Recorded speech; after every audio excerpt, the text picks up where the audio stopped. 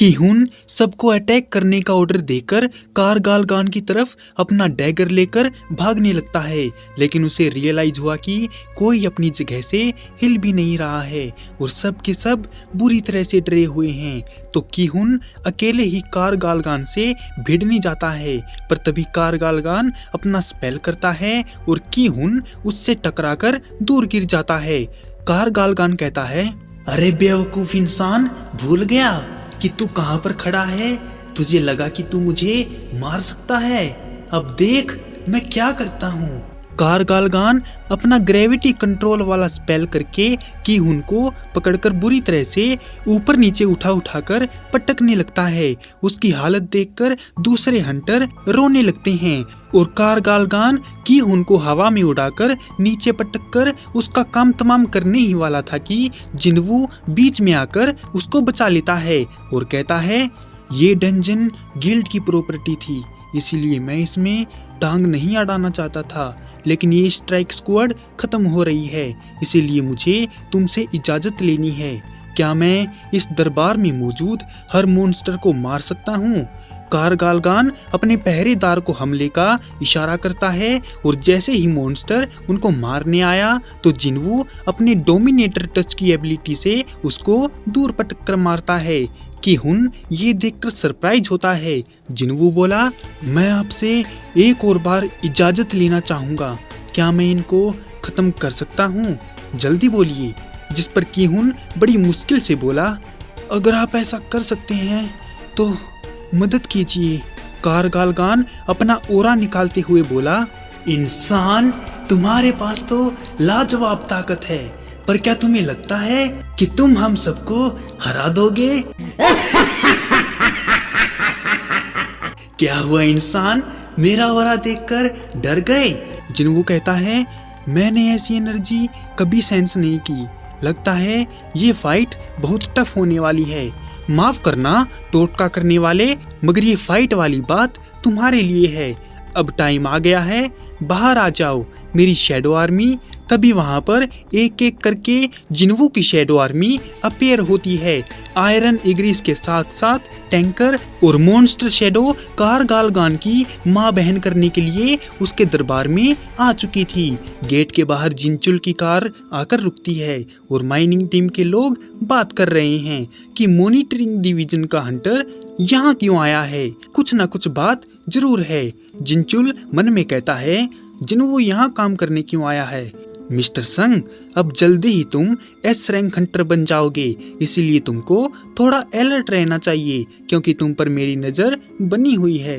Team leader पूछता है, क्या हो गया मिस्टर जिनचुल, जो आपको यहाँ आना पड़ा? वो मैंने सुना है कि संग जिन्वू यहाँ पर काम करने आया हुआ है, अब वो कहाँ पर है, जल्दी बताइए।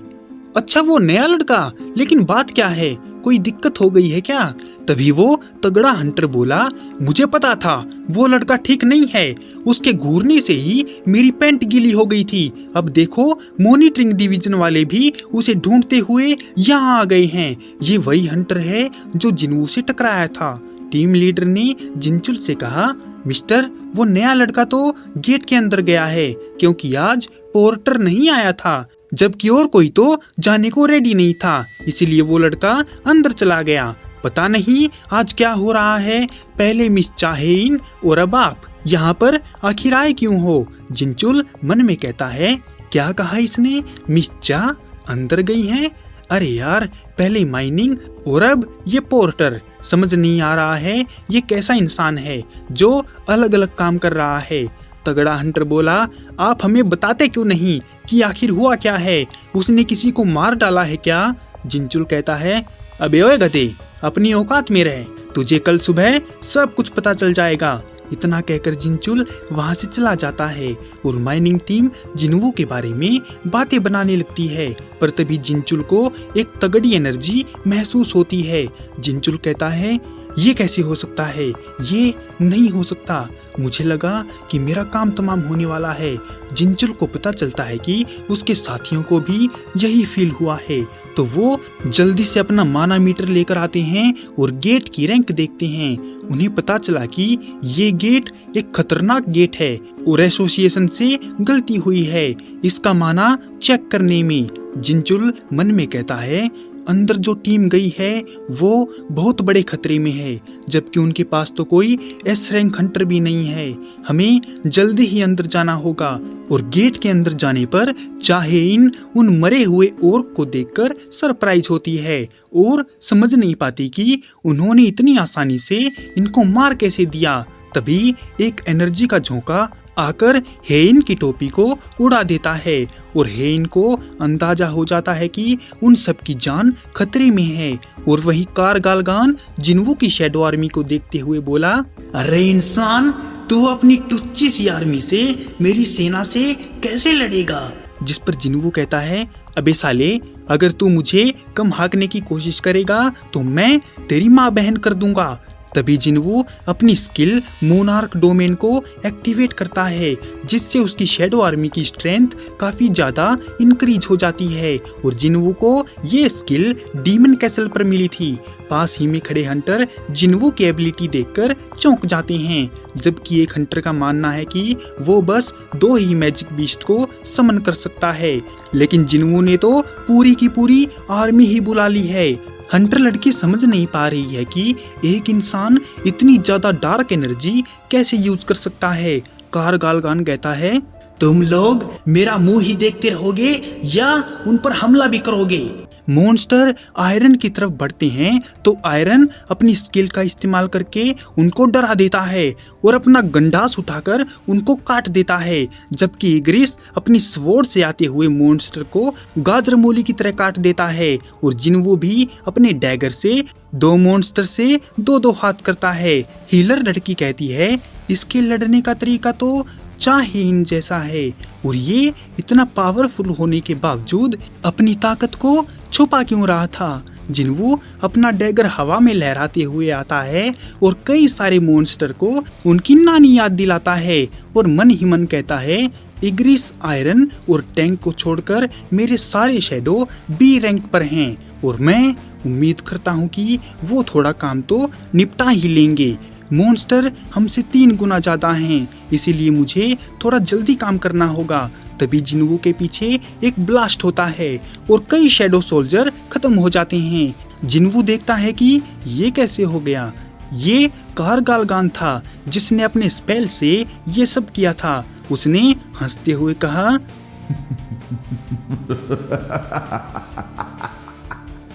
अरे बेवकूफ इंसान, तुझे लगा था कि तू इन पालतू परछाइयों से मुझे हरा देगा? जिन्वू अपनी आर्मी को वापस से अपेयर करते हुए बोला, जब तक मेरे पास माना है वो रीजनरेट करते रहेंगे। अपने माना पर इतने भी मत उछलो इंसान, वो खत्म भी तो होगा और खत्म होते ही मैं तुझे मार डालूंगा, लेकिन वो टाइम आने से पहले मैं ही तुझे मार दूंगा। इतना कहकर जिन्वू जंप करके अटैक करता है, लेकिन कारगालगान उसको अपने स्पेल से रोक देता है। अरे इंसान, तू जितना टाइम मुझे मारने में लगाएगा उतनी टाइम में तेरी परछाइयां खत्म हो जाएंगी। जिन्वू कहता है, अरे तू मेरी चिंता छोड़ दे, क्योंकि मेरे पास कुछ ताकतवर शैडो भी हैं। जिस पर कारगालगान बोला, अगर ऐसी ही बात है तो मैं तुम सबको एक ही बार में खत्म कर डालता हूँ। इतना बोलकर कारगालगान अपने स्पेल से शैडो आर्मी पर एक तगड़ा सा फायर अटैक करता है।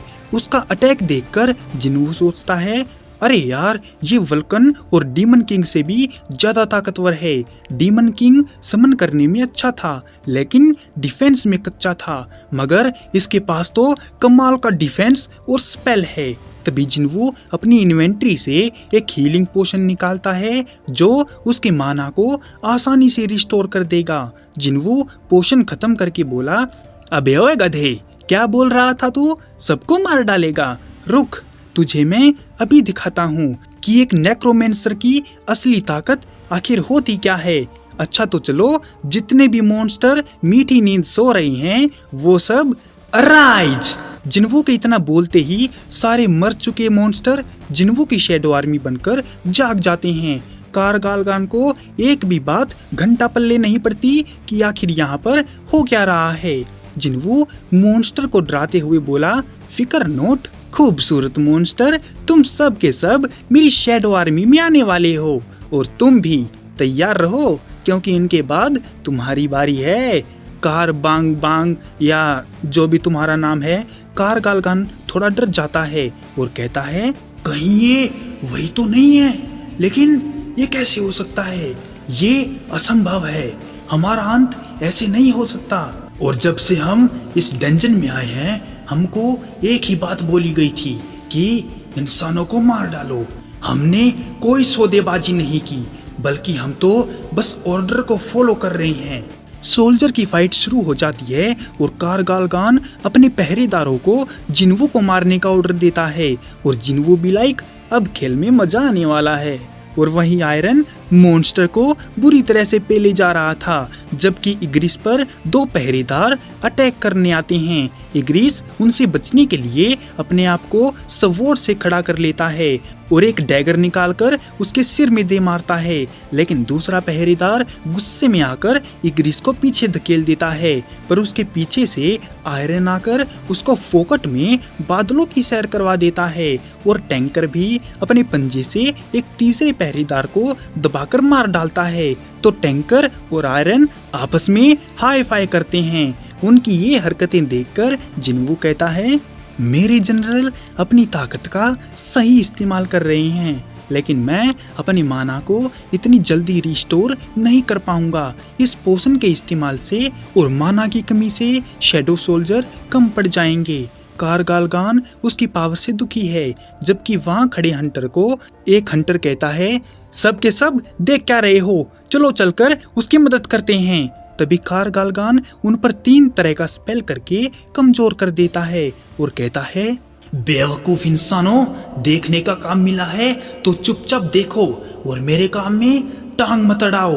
और ये बहुत बोलता है, इसलिए अब तू तो गया बेटे। कार गालगान 3 तरह के स्पेल ब्लाइंडनेस, स्लम्बर और लीथर्स का इस्तेमाल करता है और जिन्वू पर छोड़ देता है, लेकिन उसकी आंखें तब खुली रह जाती हैं जब उसने देखा कि उसके अटैक का तो जिन्वू पर कोई असर ही नहीं हो रहा है। जिन्वू ने कहा अरे बाबू, ऐसे मुझे डराओ मत, भूल गए मैंने क्या कहा था, तुम और मैं एक लेवल पर हैं और तेरा ये सुरक्षा कवच मुझे परेशान कर रहा है, इसीलिए पहले इसे ही तोड़ता हूँ।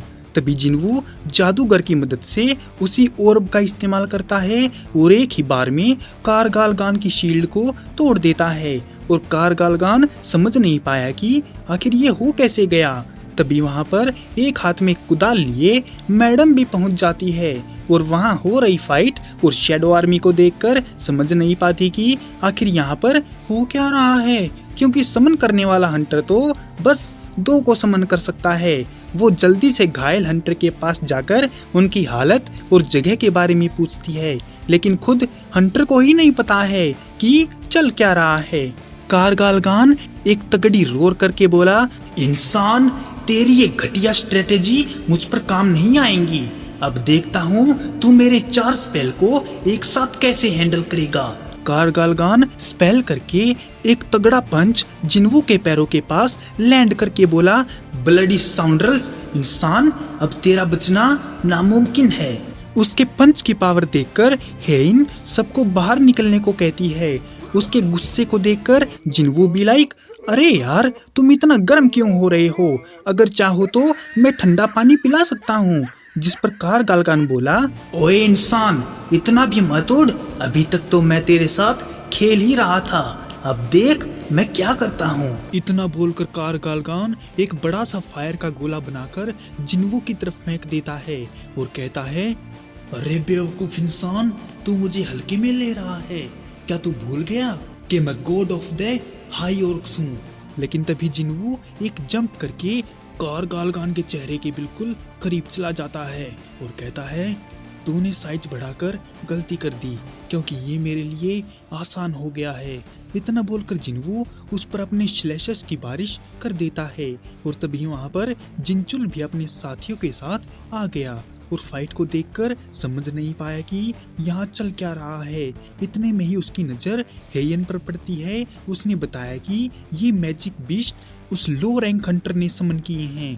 फाइट करते हुए जिन्वू को लगा कि कि वो इस डैगर से कारगालगान पर ज्यादा तेज अटैक नहीं कर पाएगा। इसलिए जिन्वू अपनी डैगर को इन्वेंट्री में भेजकर अपने पंच से कारगालगान पर जबरदस्त अटैक करता है और उसे गिरा देता है।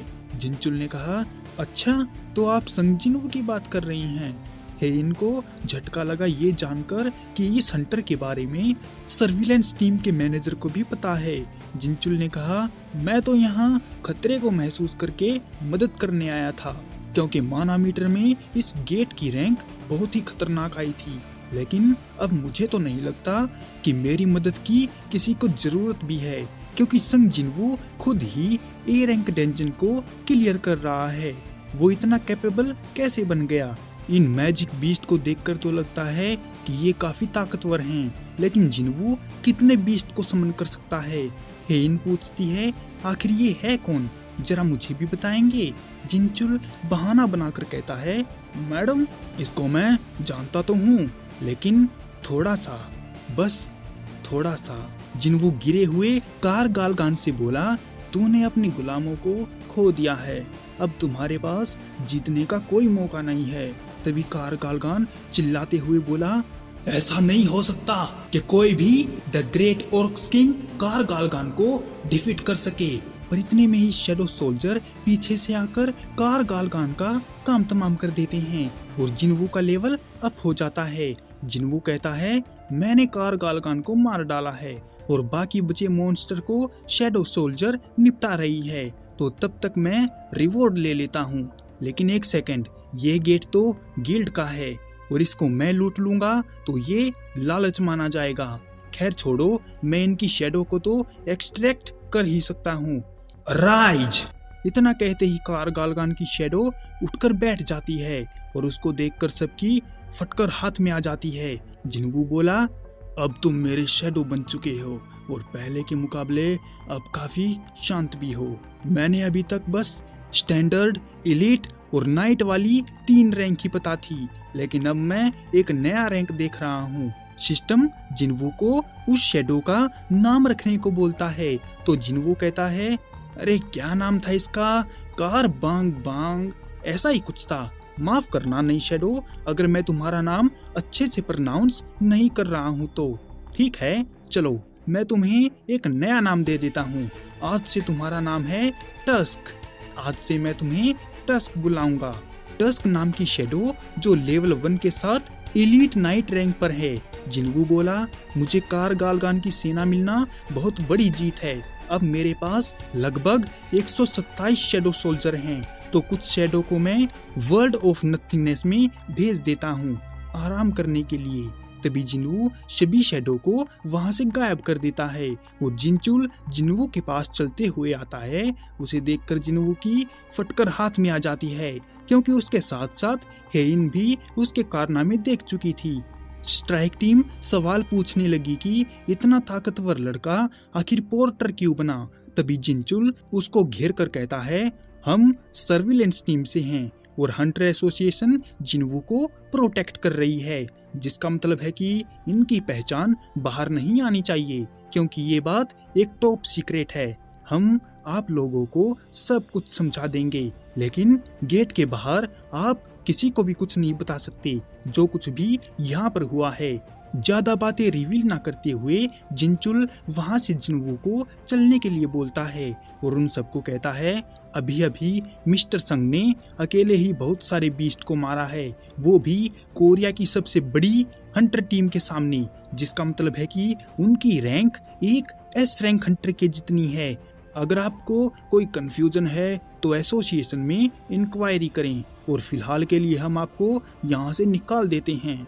तभी क्यूहन कहता है, जरा रुकिए मिस्टर संग, मैं जानता हूँ आप एक ताकतवर हंटर हैं, इसीलिए मैं आपसे कुछ नहीं पूछूंगा। मैं आपसे ये भी नहीं पूछूंगा कि आप हमारे पोर्टर क्यों बने।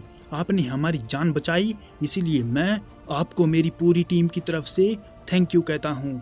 इसके बाद जिन्वू हंटर लड़की को उसकी डायरी देते हुए बोला, तुम अभी तक जिंदा हो तो कैसा रहेगा कि इसको तुम अपने हाथों से अपने घर वालों को दे दो। जिसे सुनकर लड़की ब्लश करने लगती है और वो जाने लगती हैं। हेइन कुछ बोल पाती उससे पहले ही हंटर लड़की उसके हाथ में पकड़ी कुदाल के बारे में पूछती है तो हेइन बलश करके बोली, क्या उसने उसको देख लिया? अब वो मेरे बारे में क्या सोच रहा होगा?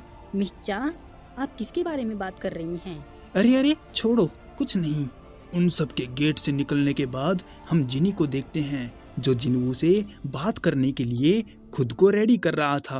तभी वहाँ पर जिनवू आ जाता है और जिनी उसके गंदे कपड़ों के बारे में सवाल पूछता है। तो जिनवू ने बताया कि अभी अभी डंजन क्लियर करके आया हूँ। जिनी कहता है, अरे वाह, बड़े भाई तो अपने बचे हुए टाइम को डंजन में ट्रेनिंग करने के लिए लगा रहे हैं। हाँ, वैसे भी बड़े भाई से और मैं उम्मीद भी क्या कर सकता हूँ।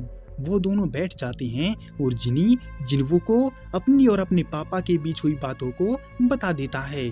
जिनवू बोला, अच्छा, तो जब बातें हो रही थी तो बीच में हंटर हवान आ गया और उसने तुम्हारे पापा को रेड गेट के बारे में भी बता दिया। जिनी कहता है, अरे बड़े भाई, उसने तो ये भी बता दिया कि आपने व्हाइट टाइगर गिल्ड के हंटर को कैसे बचाया था। जिनवू मन में कहता है, ये लड़का भी ना कभी कभी ज्यादा ही बोल जाता है। उसने कहा, अच्छा, तो तुम्हें मेरी मदद चाहिए ताकि तुम यूजिन गिल्ड के मास्टर बन सको। जिनी ने जोश दिखाते हुए कहा, बड़े भाई, आप जो बोलेंगे वो मैं कर डालूंगा, आप बस मुझे ऑर्डर तो दें।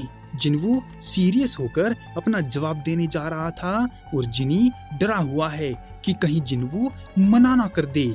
और दूसरी ओर सन की हुन एसोसिएशन में चोई जोंगिन से मिलता है और चोई ये जानकर आश्चर्य में पड़ गया कि जिनवू ने उनके गेट को क्लियर किया है। उसने कहा कि सन की हुन, तुम ये क्या बोल रहे हो? कल तक तो जिनवू माइनिंग पर बना हुआ था और तुम बता रहे हो कि वो पोर्टर बना हुआ है। कि हुन कहता है, मुझे नहीं मालूम कि मिस्टर संग क्या करना चाहते हैं। उनका हमारी रेड में फाइट करने का कोई इरादा नहीं था। ऐसा मैं इसीलिए बोल रहा हूँ क्योंकि जब हम सब मरने वाले थे तो मिस्टर संग ने हमें बीच में आकर बचाया था और वो भी मेरी परमिशन लेकर। चोई कहता है, ये दूसरी बार है जब जिनवू ने किसी गिल्ड की मदद की हो। इससे पहले वाली व्हाइट टाइगर गिल्ड थी। तो वो मैजिक बीस्ट को समन कर सकता है और तो और मरे हुए मॉन्स्टर को अपनी एबिलिटी से अपनी आर्मी बना लेता है। वो इतना ही कर सकता है या उसके पास और भी ताकत है जो हमें पता नहीं है। कि हुन, तुम्हें क्या लगता है मेरे और उसमें से ज्यादा ताकतवर कौन है? कि हुन कहता है, अगर हम रेड की बात करें तो उनकी अलग ड्यूटी होती है। पहली अटैक, दूसरी टैंक और तीसरी सपोर्ट करने वाली। अगर इन तीनों में से कोई भी ना हो तो अटैक फोर्स के लिए परेशानी खड़ी हो सकती है और सारे मेंबर की कमजोरी उनके टीममेट की वजह से छुपती है। लेकिन वो तो इन सबसे ऊपर है। मास्टर चोई, क्या आप अकेले ही एक हाई रैंक डंजन को क्लियर कर सकते हैं? चोई मन में कहता है, मैं चाहे जितना भी पावरफुल क्यों ना हूँ, लेकिन अगर मैं मॉन्स्टर से घिरा हुआ हूँ तो मेरा डिफेंस काम नहीं करेगा। ये नामुमकिन है। लगता है वो इतना ताकतवर है कि मेरा अल्टीमेट सोल्जर होने का टाइटल एक मजाक बनकर रह गया है। सन की हुन कहता है, मास्टर चोई, आपको ऑर्डर देना मेरी औकात से बाहर है, लेकिन मैं आपसे रिक्वेस्ट करूंगा कि आप जल्द से जल्द मिस्टर संग को अपनी गिल्ड में शामिल कर लें। इसके बाद हम मीडिया को देखते हैं जो किसी का इंतजार कर रही है और पास ही में खड़ी एक गाड़ी में एक्टर मिन शुंग बैठा सोच रहा है कि ये तो बहुत कम लोग हैं, थोड़े और ज्यादा होने चाहिए थे। तभी उसके पास में बैठा लड़का मिन शुंग को एक पेपर देता है जिसमें उसके बारे में लिखा होता है और वो कल अखबार की हेडलाइन बनने जा रहा है। मिन शुंग का मानना है कि लाइनें थोड़ी और बेहतर बन सकती थी, लेकिन तभी वहां पर दो गाड़ियां आकर रुकती हैं और मीडिया वाले समझ नहीं पाए कि आखिर ये है कौन। तभी अपनी अपनी गाड़ी से चोई जोंगिन और बैक यून हो निकल कर आते हैं और रिपोर्टर उनकी फोटो लेने लगते हैं। बैक समझा नहीं कि इतने सारे रिपोर्टर यहाँ क्यों हैं। वो सब सवाल पूछने लगे कि सर, क्या आप मिनसुंग के लिए यहाँ आए हैं? आपको क्या लगता है मिनसुंग अब हीरोगिरी छोड़ देंगे? अरे सर, आपको क्या लगता है मिनसुंग की रैंक कितनी होगी? बैग ने कहा, ये लोग मिनसुंग के लिए आए हैं, पर वो एसोसिएशन के बाहर तमाशा क्यों कर रहा है? मैं तो यहाँ उसके लिए बिल्कुल भी नहीं आया हूँ। चोई ने कहा, हम जानते हैं कि आप लोगों को पता चल गया है मिस्टर मिनसुंग फैंग गिल्ड के साथ जुड़ गए हैं और आप इसीलिए ही आए हैं, लेकिन माफ कीजिए, हम किसी और काम से आए हैं। ये सुनकर उनका जोश ठंडा पड़ जाता है और फोटो खिंचवाते हुए बैक चोई को उंगली करके बोला, मास्टर, मैंने सुना है कि हंटर गिल्ड मरते मरते बचा है। जिस पर चोई उसी की बेइज्जती करते हुए बोला, ये सब छोड़ो बैक, कम से कम हमारे हंटर जिंदा तो हैं, जबकि तुम्हारा ए रैंक हंटर किम तो मारा ही गया। बैक ने कहा, मुझे तो लगता है हम दोनों को ही उसकी मदद की जरूरत पड़ी थी, तो इसीलिए मैं हर मुमकिन कोशिश करूंगा उसको अपनी गिल्ड में लाने की। वो दोनों बड़े ही बैडस तरीके में बातें करने लगते हैं। बैक ने कहा, मास्टर चोई, हमारा गिल्ड थोड़ा कमजोर हो गया है। क्या तुम्हें नहीं लगता कि उसके आने से गिल्ड ताकतवर हो जाएगा? जिस पर चोई ने कहा, अरे बैक, तुम्हें ताकतवर बनने के लिए एस रैंक हंटर की क्या जरूरत? तुम्हें कोई जंग छेड़नी है क्या? तभी वहां पर फैंग गिल्ड का मास्टर गिव आता है, जिसने मिनसुंग को खरीदा है। वो कहता है, अरे दोनों गिल्ड मास्टर यहाँ क्या कर रहे हैं? सच सच बताना, तुम दोनों मिनसुंग के लिए ही लड़ रहे हो ना? दोनों हंटर गुस्सा होकर कहते हैं, अबे साले, तू उसकी बातें क्यों कर रहा है? ये मिनसुंग नाम का भूतिया जो कोई भी है, हमें उससे घंटा कुछ लेना देना नहीं है। अरे इन्हें क्या हो गया? कार में बैठा मिनसुंग बोला, हाँ देखो, नेशन के बड़े गिल्ड मेरे लिए आपस में लड़ रहे हैं। पास वाला कहता है, मिनसुंग, मुझे लगता है अब हमें चलना चाहिए, चलो इंटरव्यू से स्टार्ट करते हैं। मिनसुंग बोला, हाँ ठीक है, चलो चलते हैं, वो लोग मेरा इंतजार भी कर रहे हैं। तभी वहां पर जिनवू आता है और इतने सारे रिपोर्टर को देखकर कंफ्यूजन में पड़ जाता है कि आखिर यहाँ पर चल क्या रहा है। फैंग गिल्ड जो सियोल मेट्रोपॉलिटन एरिया में एक्टिव रहती थी और ये साउथ कोरिया में फर्स्ट पोजीशन पर भी रह चुकी है। टाइगर गिल्ड और फैंग गिल्ड एक हुआ करते थे और जब टाइगर गिल्ड अलग हुआ तो फैंग गिल्ड की रैंकिंग गिर गई थी।